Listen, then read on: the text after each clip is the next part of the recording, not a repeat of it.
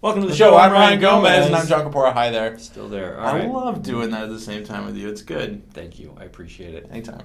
We're counting down the top 10 pre-selling cards from Kaladesh. I think this data is pretty interesting just because it's going to give you a good idea of what people are looking to play in Standard. So if you're going to F&M or you got a tournament coming up, you are going to want to dig into this list. Sure. Or if you open some of these at the pre-release, you'll know what's good to move. Right? Sure. Absolutely. All right, cool. So let's jump right in here. Number 10 is an easy one. Inventors Fair. So, okay, I have a question. Yeah. Why don't they put Metalcraft on these cards? Like, what do you think that is? I know that really has nothing to do with what the card does. I'm just curious about this. Fair question. So the designers kind of struggle with this. They don't want to have a set with a ton of mechanics in it. It feels really overwhelming, especially if you're a new player. Now, for guys like us who've been playing for a while, we recognize Metalcraft. We know what it is. But really, it would only show up on like 3 cards in the set. That's not worth the baggage of introducing a whole new mechanic.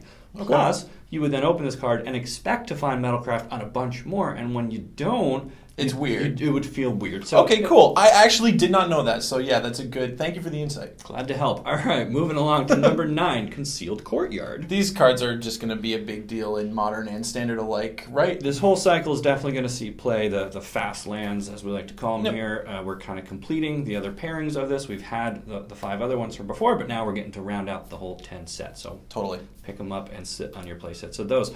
Number 8, Lathnu Hellion. A lot of people we worked with read this card wrong.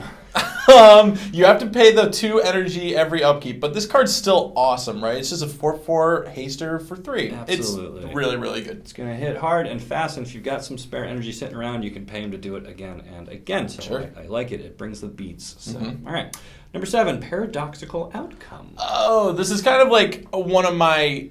This is a trap card for me because this is kind of how I like to play. I like to establish kind of the beatdown early on and then play a tempo game or not necessarily a tempo game, but, I like to keep my mana up, don't know where they're going. So I like to play a lot of company in Standard, and this card is perfect because if someone's playing a sweeper in this format, you can just Paradoxical Outcome in response, and you get back your creatures and you draw a bunch of cards.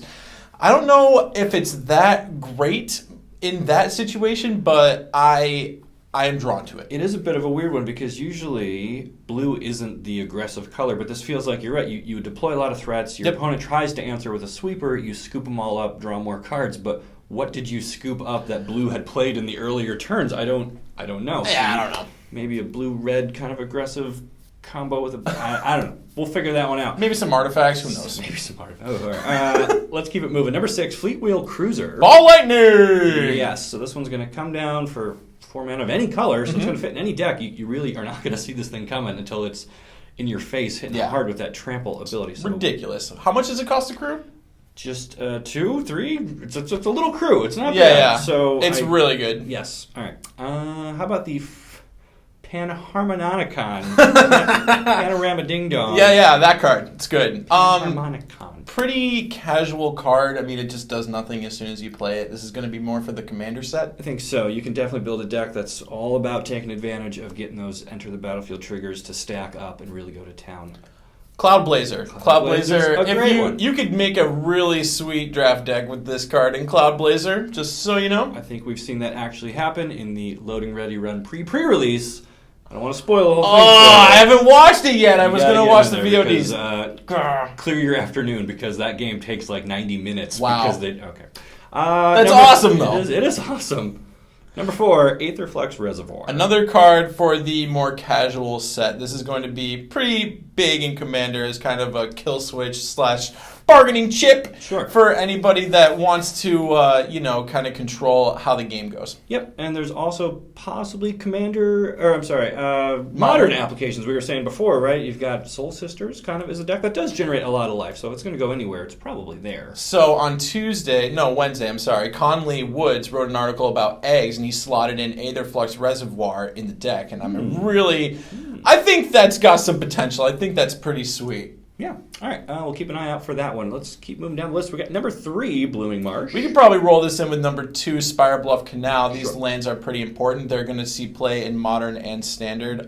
These 2 color combinations are probably the best. So right now, Jund and Abzan, they already play the fast lands that exist, and both of those decks are base black-green. Yes. So having a black-green Fastland is going to be really important. Absolutely. All right, so that all makes perfect sense. But how about our number one card here, pre-ordered more than anything else on Kaladesh, Smuggler's Copter. Card's really, really good. So it's 2 mana. It crews for 1. It's got flying, and it doesn't even have to connect to loot. All you have to do is attack or block. That's all you have to do.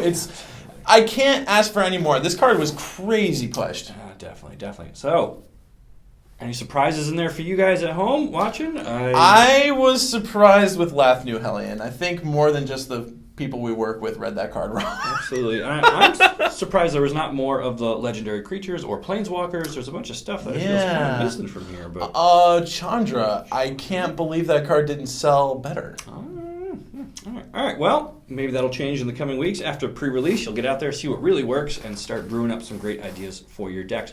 Where can you find inspiration for new deck ideas? Well, Ryan, you can find them at Magic.TCGplayer.com. You can check out articles. Our pros are writing about Kaladesh every day. A lot of good stuff there. You can watch videos. They're piloting modern decks all the time that are primed for rotation. We've got Kaladesh pre-sales still going on. We've got our buy list, so you can sell us your cards. It's all good stuff. Absolutely. So make sure you check that out and get ready for Kaladesh. It'll be here before you know it.